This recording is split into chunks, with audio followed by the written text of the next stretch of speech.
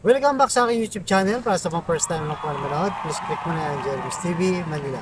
Anyway guys, wala na ba ito? Libre lang. Tulong mo na lang din sa kapwa. Alright, thank you very much po. So medyo madilim lang guys sa pwesto natin ngayon. Nasa labas kasi tayo, medyo paggabi na kasi. So, ang topic natin yung for today's reflection. So, tatlong araw na lang guys. Malapit nang pumasok ang bagong taon. So yan, lahat excited na dahil sa paparating na 2024. Lahat punong-puno ng pag-asa. Di ba? Lahat positive. Kasi nga maraming tao ang maasa na magandang mangyayari sa darating na bagong taon. So bakit ganun pa man, yung 2023 na ating mga napagdaanan at yung iba guys, dadalhin pa yan sa 2024 na inaasahan natin na pagdating ng 2024 ay masolusyonan na yung mga problemang darating pa sa 2024 na bit-bit pa natin. So, yun na nga yung 2024 na sana wag na muna yung sarili nating diskarte. Kung nakita na natin yung 2023, 'di ba, na naging nag na naging problema sa buhay natin dahil sa sariling diskarte sumablay, pumalpak, di ba? So, imbis na makatulong lalo pa tayong na problema. Kaya ngayon ang gagawin natin, mag-focus tayo. Mag-focus tayo sa 2024 na harapin yung mga hamon sa ating buhay. So, ayon sa Salmo chapter 55 verse 22, ibigay sa Panginoon ang iyong mga alalahanin at aalagaan kanya. Hindi niya pababayaan ng mga matuwid magpakailanman. Yan guys, napakalinaw, di ba? Napakagandang mensahe para sa pagdating ng bagong taon. So, ibig sabihin, ibigay lahat sa Diyos. Di ba?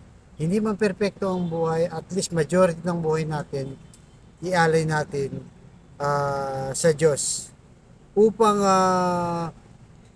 upang maging maganda ang ating kalagayan. Kasi minsan parang ang Diyos ginagawa lang natin ng spare tire, di ba? So kung may sasakyan ka, may jeep ka, may truck ka, may mga spare tire ka o yung gulong mo na reserba, pag nag-flat ka, tsaka mo lang siya kukunin at gagamitin. Parang ganun tayo sa Diyos, di ba? Na kapag wala na tayong malapitan, sagad na, doon pa lang tayo lalapit sa Diyos. Which is baliktad. Na dapat sana unahin mo na ang Diyos, di ba? Bago ang lahat, para lahat ng desisyon natin, lahat ng desisyon natin sa buhay maging maganda. Kasi pag hindi tayo sumunod sa Kanya, lahat ng diskarte natin pansarili lang, inuuli mo ang Diyos, sigurado yun guys, magiging palpak ang desisyon mo at sasablay. Imbis na makatulong sa'yo, magiging problema pa. Kaya yung pangako niya sa mga taong matuwid na hindi niya pababayaan. Ano man ang mangyari. Di ba? So, yung mga lakad natin, kailangan laging ayon sa Diyos. Dahil ibibigay ng Diyos.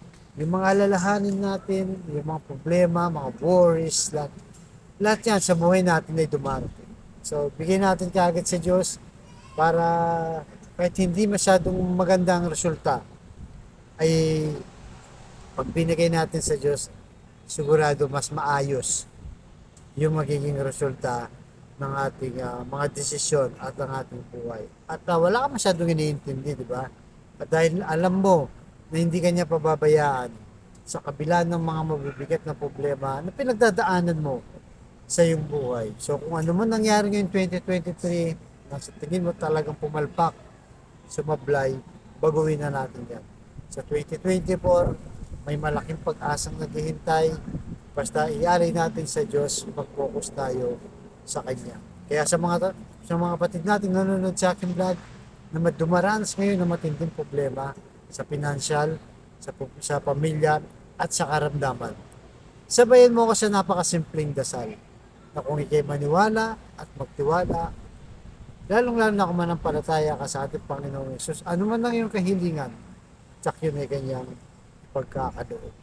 So tayo manalangin, Lord, i-bless po ang kapatid namin nanonood sa aking vlog ngayon na may matinding karamdaman, may cancer na rin, stage 4 na. bedridden na, nasa ospital man o nasa bahay, may taning na sa buhay. At kung ano pa mang karamdamang bumabalot sa kanyang katawan para magpahirap nito. Iunat niyo po Lord ang inyong mapagpagaling na kamay. Yakapin niyo po Lord, aplusin niyo po ang kanyang karamdaman. Tanggalin niyo po para sa kanyang pamilya.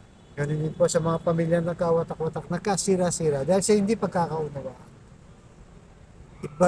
Ibalik niyo po ang kanilang magandang pagsasamahan at pagbigkis-bigkis niyo. At sa financial Lord na kailangan naming lahat, lalong-lalo na po kapatid namin, walang-wala, ultimong pambili ng bigas, ng ulam, pambawon sa mga bata, pambayad sa ilaw, tubig at bahay. I-bless niyo po ang aming hanap buhay para sa darating na 2024. So ang lahat ng ito hinilig namin sa matamis na pangalan natin Panginoon Jesus. Amen and amen. To God all be the glory. Sa ngalan ng Ama, ng Anak, ng Jesus Espiritu Santo. Thank you very much po. Pasensya na. Medyo dumidilip na.